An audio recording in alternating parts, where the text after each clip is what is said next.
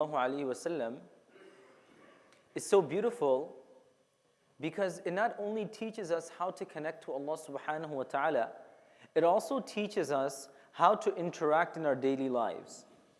From the way we sleep, the way we eat, the way we walk, the way we interact, our marriages, our consumption of food and drink, all of these, we get guidance and inspiration from the Quran, and we get guidance and inspiration from the Hadith of Rasulullah sallallahu alaihi wasallam.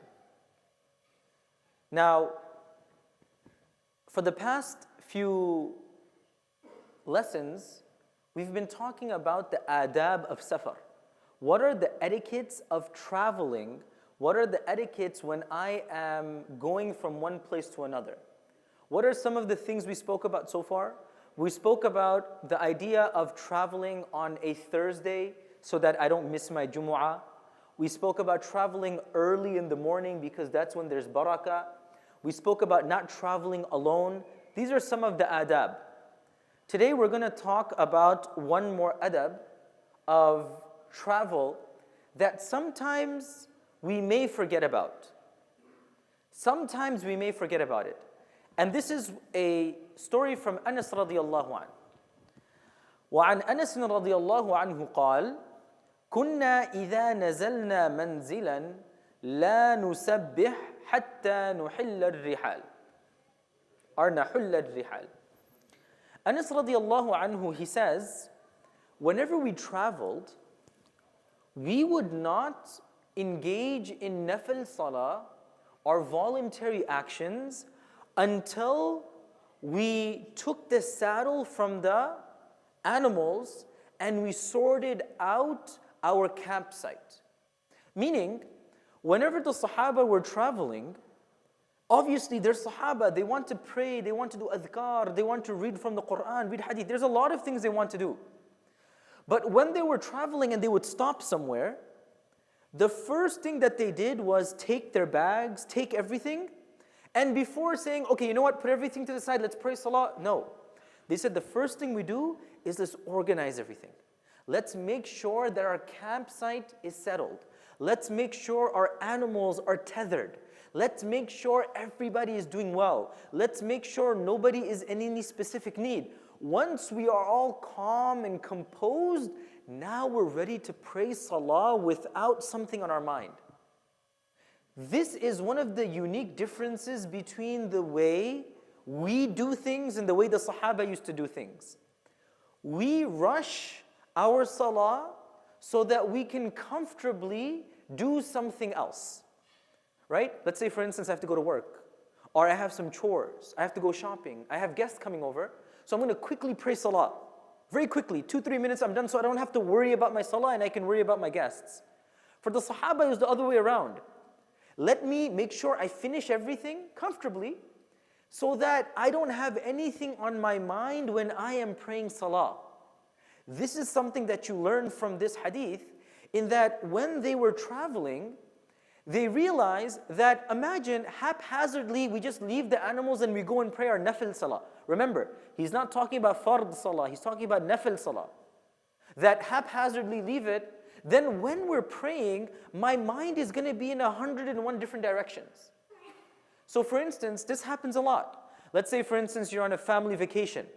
You're going together, and now you have to go to the hotel, you have to check into the hotel, you're with the family, the kids are crying, the spouse is tired, the hotel is going to close soon, you need to check in and make sure you get your card. All of these things are happening. Now, one thing for me is, I'm going to stop, put everything on hold, and I'm going to pray salah right now. Everybody wait for me. Apparently, it seems like I'm doing something good, but I'm praying nafal at the exclusion, at the expense of people's taklif and problem. We're not talking about fard salah. We're going to get to fard salah later on. Right now, we're talking about nafil salah.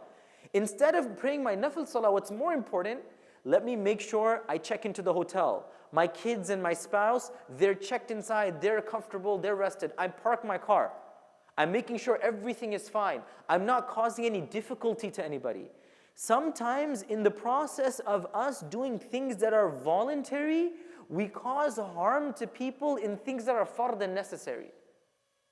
I'm going to repeat that again. Sometimes to do something that is voluntary, we do things and we cause harm in things that are necessary. So to give you an example, I have to pray fard salah, right? I have to pray fard salah. Now, when I'm praying my fard salah, if I'm in the airport, that's a great thing. MashaAllah, pray fard salah and we should pray it. But let's assume it's time to pray salah and I'm blocking the road, or I'm blocking the entrance to the bathroom, or I'm blocking the exit or entrance somewhere. When I'm supposed to be doing good, I'm causing harm to somebody else. Nonetheless, the most important lesson we learn from this hadith is, when we're traveling, very simple, first things first. First things first. Even if it is my fard salah, if there is still time remaining, I need to make sure that everything is sorted out. For instance, I'm going to visit some family. If I enter into the home and I say, listen, I'm going to talk to you later, I have to pray my 2 rakat nafal. No. Greet the person. Assalamu alaikum, how's everything? MashaAllah, jazakallah khair for hosting me. I have the bags, can I do something, can I help you? Have everything organized, and then you go to the host and you say, you know what, let's pray salah together. Now, the difference here is Anas radiallahu anhu is saying that he is praying nafal salah, not fard salah. When it comes to fard salah, if there is time for you to do everything, take care of everything, then pray your salah. But if there's a shortage in time, now everything has to wait. Because we have the opposite extreme. Let's say, for instance, it's Maghrib time, right? Maghrib time is short. Isha Salah time comes in around 7:45. Around 7:45, Isha Salah time comes in. I'm parking into the hotel, it's 7:40. There's 5 minutes left before Maghrib Salah becomes Qada. Right now, I don't have the luxury of saying, you know what, just let's take our bags upstairs comfortably, get our card, check inside of the room. Once we get inside of the room, let me shower, let me cool down, let me relax for a bit, and then I'm going to pray my fard salah. No. At this moment, my first responsibility should be my fard salah.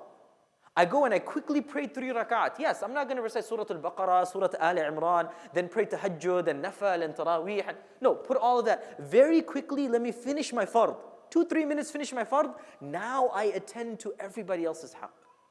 That is the beauty that we learn from this hadith. So if we're going to break down the 3 most important lessons that we learned from this hadith, the first lesson that we learn is the importance of priorities. Prioritization. Sometimes I have to give priority to my family, priority to the circumstances. But sometimes I have to give priority to my salah, and I have to give priority to everything else. I'll give you an example. This happens a lot. Let's say, for instance, I have a flight early in the morning. I have a flight early in the morning. A lot of times we think to ourselves, you know, if I have a flight early in the morning, what am I going to do about salah? Fajr salah. It's fine. You know, I'm traveling, I don't have to worry about it. My Fajr salah is so important. I should plan it in a way where I can pray my salah before I board the airplane. But sometimes people are waiting for me and I'm busy, you know, showering, bathing, nafil, reading Quran. All of these are important, but everything has its place. The second thing that we learn, and this is the beauty of the Sahaba, when we're traveling, sometimes we think to ourselves, I'm only in emergency mode. My salah, my ibadah is everything in emergency mode. Meaning, what is emergency mode? When something is an emergency and they tell you leave your house, what do? You quickly grab what is important and you leave everything behind and you run out of the house because there's a fire. That's what you call emergency mode. When we are traveling, we're always not in emergency mode. Meaning, let's say I'm praying dhuhr salah. Yes, for my dhuhr salah, I'm going to do qasr, I'm going to pray 2 rakat. I'm not praying 4, I'm going to pray 2. But that doesn't mean I have to also leave out my sunnah. The Sahaba, they prayed their sunnah. They prayed their nafal. It's just a question of scheduling. When do I pray my sunnah? So the ulama, they say, in terms of my nafal and my sunnah, it depends. If I am traveling and I'm actively traveling, it is fine. I don't have to pray my sunnah and nawafil. I can suffice on my fard. But if I am resting somewhere, and I'm spending a few hours over there and it makes no difference, I should pray my sunnah and nawafil. To give you an example, let's say for instance, I'm going to Houston for 2 days. I'm going to Houston for 2 days, and on my way, I'm going there, I need to catch a particular appointment. I stop on the side to pray my dhuhr salah. Yes, since I'm actively traveling, I'm on the road, it's fine if I just pray 2 rak'at of dhuhr, get back into the car and carry on driving. There's nothing wrong with that. But now, after my meeting is done, I'm in my hotel, I'm in no rush, I'm not going anywhere. That scenario, the ulama, they suggest, continue praying your sunan, your witr, everything else in your nafal. So what's the beauty over here? The Sahaba radiallahu ta'ala anhum, they would make sure everything was sorted out. They would pray their fard and they would pray their nafal. But they made sure that their nafal was done in a timely fashion.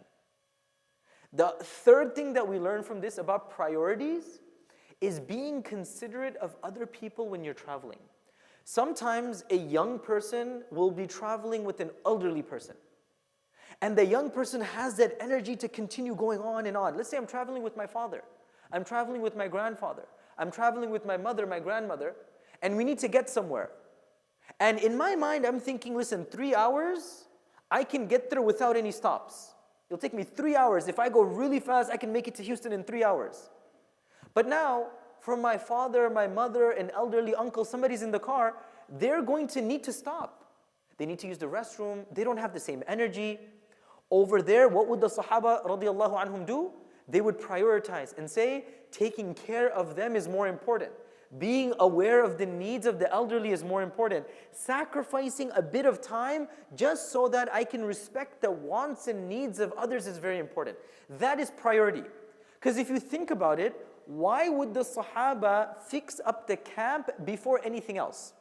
If the Sahaba are traveling, Anas radiallahu anhu is saying we're traveling, before we started our nafal, the first thing we would do is set up the camp.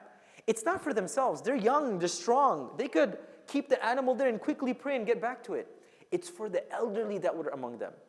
Why? Because there are elderly people. They don't have the strength to pray nafal. They don't have the strength for tahajjud. Set it up, let them rest. Now you go to the side and you pray your nafal.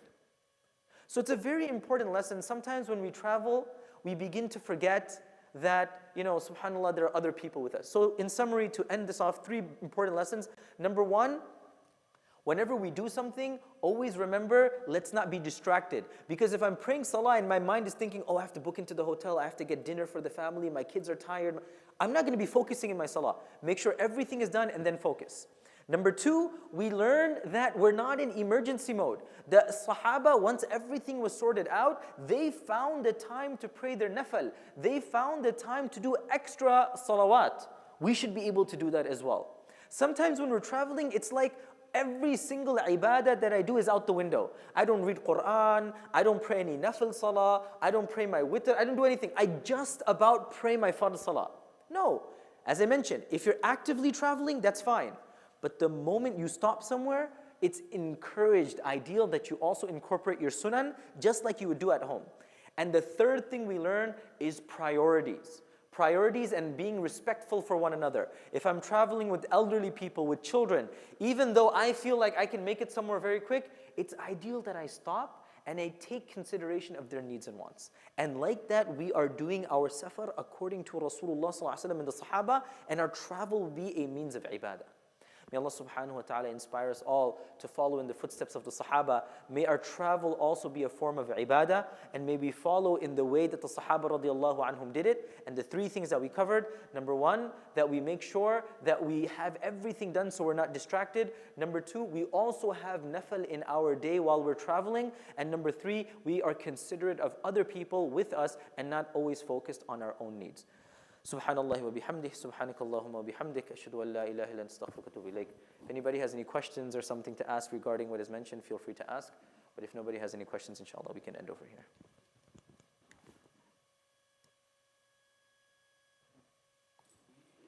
We travel thus far, let's pray the 2 sunnah, Fajr and 3 witr.